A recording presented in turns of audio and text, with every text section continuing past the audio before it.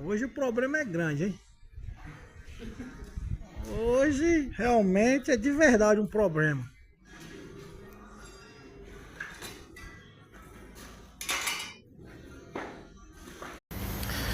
O sofrimento continua. Vou colocar a primeira, vai botar a segunda e a terceira. Aí lá vamos nós. Aqui já fiz os encaixes ali, ó. Já curte e se inscreve aí, hein? E hoje o que deu pra fazer foi isso, hein?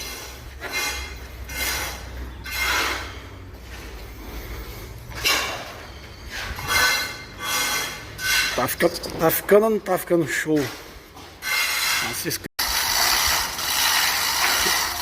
Mas põe pedra até na lua se deixar. Na lua.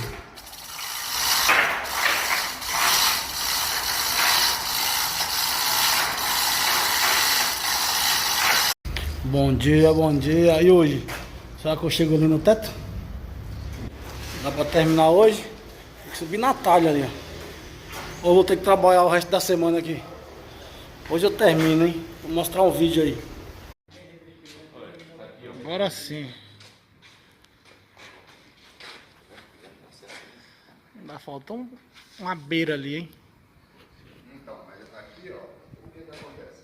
Tá quase, tá quase. Esse ângulo aqui, ó, tem que pegar aqui, por exemplo, Minha parte é só essa, hein? 3 aqui, Bora deixar aí por conta do pessoal terminar, porque amanhã eu não posso vir não. um grau só. Então vai ser outro que vai terminar e tá aí. Esse já tá merecendo um like aí, ó. Partizito natural. Tá quase. Natural, natural, hein? Não é laminado não. Pronto.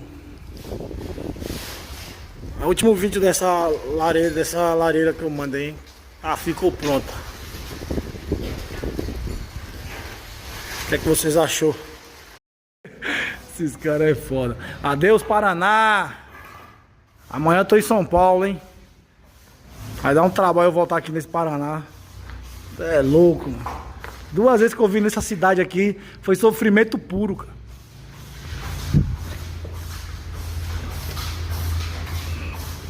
E aí, Lata de Feitiço, tem coragem de voltar aqui no Paraná? É, ruim. Por quê? E a comida?